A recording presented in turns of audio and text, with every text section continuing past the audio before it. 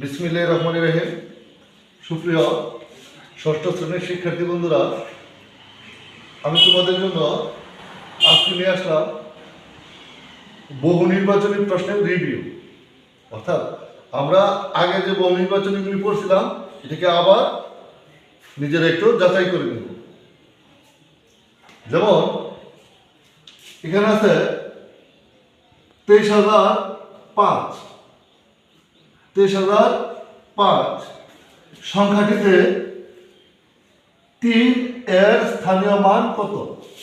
আচ্ছা, একটু তাকিয়ে দেখো, এই 3 আছে কত? একক, দশক, শতক, সহস্র, অর্থাৎ হাজারের ঘরে। তাহলে এই 3 এর স্থানীয় মান কত হবে? 3,000। এর উত্তর হবে 3,000। আচ্ছা, 1 বিলিয়ন সমান কত কোটি? এটা তো তোমরা সবাই জানো, 1 বিলিয়ন সমান 100 কোটি। কত? 100 কোটি। আচ্ছা, গসাগু নির্ণয়ের পদ্ধতি কয়টি?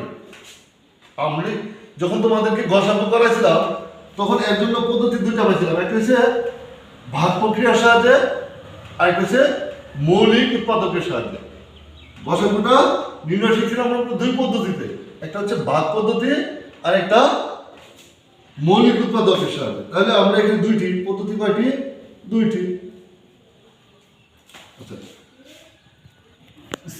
6/7 এর সমতুল ভগ্নাংশ কোনটি? সমতুল ভগ্নাংশ মানে সমতুল মানে হচ্ছে এর সাথে তুলনা করে।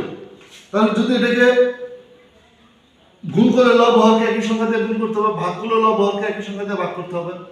আচ্ছা, আমি যদি প্রথমে এটা 2 দিয়ে গুণ করি তাহলে কি হবে? 6 দুগুণে 12, আবার আসবে কত? 7 দুগুণে 14। আচ্ছা, যদি কেউ 3 দিয়ে দিত তাহলে হবে, 4 দিয়ে দিলেও হবে, অর্থাৎ একই রকম ভাবে চলে যাবে। x ইকুইভ্যালেন্ট বা ডিফারেন্স, এই চিহ্নের নাম হচ্ছে difference y। x difference y, এটা দ্বারা বোঝানো হয় x y এর পার্থক্য। x ও y এর পার্থক্য।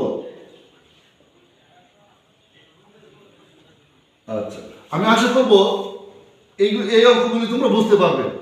চলে গেলাম। আচ্ছা শিক্ষার্থীরা, তোমরা এই ত্রিভুজটা লক্ষ্য করো। এখানে একটা সমকোণী ত্রিভুজ আছে এ বি সি।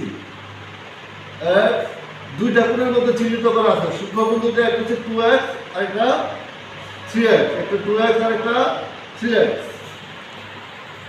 এখন আমরা জানি সমকোণী ত্রিভুজের সূক্ষ্মবিন্দুর যোগফল হচ্ছে 90 ডিগ্রি।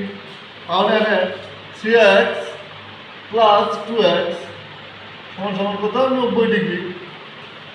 আমাকে যদি বলে x এর মান কত, তাহলে 3x প্লাস 2x মানে কত? বা 5x ইকুয়াল কত? 90 ডিগ্রি, বা x ইকুয়াল 90 ডিগ্রি বাই 5। অর্থাৎ x ইকুয়াল কত? 18। ভাগ করলে কত হবে? 18 ডিগ্রি। তাহলে 6 উত্তর হবে কত? 18 ডিগ্রি। তারপরে বলছে এ সি বি কোণ। দেখো, এ সি বি কোণ মানে এই কোণটা। এখানে কত আছে? 3x। তাহলে x এর মান কত পাইছি? 18। তাহলে 3x ইকুয়াল কত হবে? 3 ইন্টু 18 কত? 54। তাহলে এই কোণের মান কত হবে? 54। কত হবে? 54 ডিগ্রি। এবিসি সমবাহু ত্রিভুজ, অর্থাৎ কোনো একটা যদি সমবাহু ত্রিভুজ হয় তাহলে এর প্রতিটি কোণ সমান, এর প্রতিটি কোণ সমান, অর্থাৎ কত হবে? 60 ডিগ্রি। কত হবে? 60 ডিগ্রি। সমকোণী ত্রিভুজের সমকোণের বিপরীত বাহুকে কি বলে? এটা তো তোমরা জানো, অতিভুজ বলে। সমকোণী ত্রিভুজের সমকোণের বিপরীত বাহুকে অতিভুজ বলে।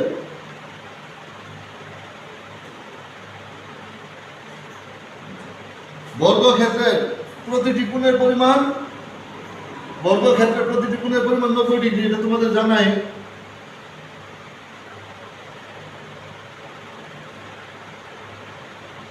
অর্থাৎ 90 ডিগ্রি।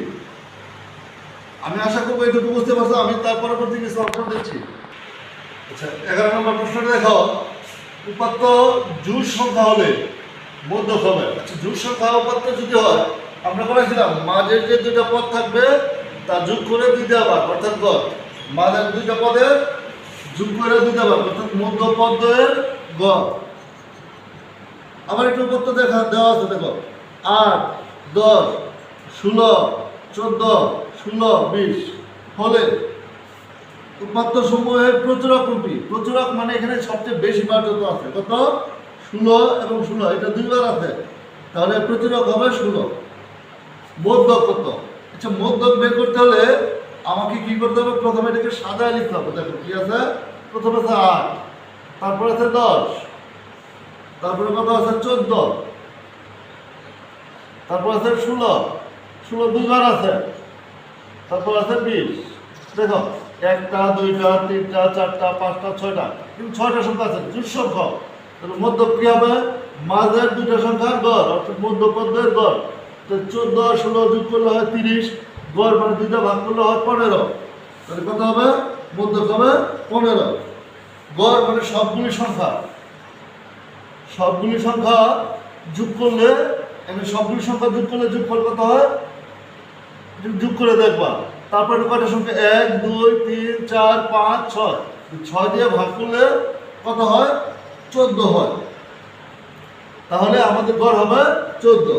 আচ্ছা নিচের উপাত্তগুলি কোনটি বিন্যস্ত? বিন্যস্ত মানে সাজানো, হয় ছোট থেকে বড়, না হয় বড় থেকে ছোট।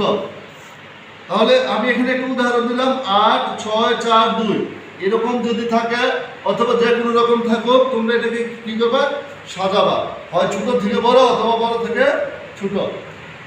বহু নির্বাচনী রিভিউ আজকের মধ্যে পর্যন্তই, পরবর্তীতে কোনো ক্লাসে আবার কথা হবে।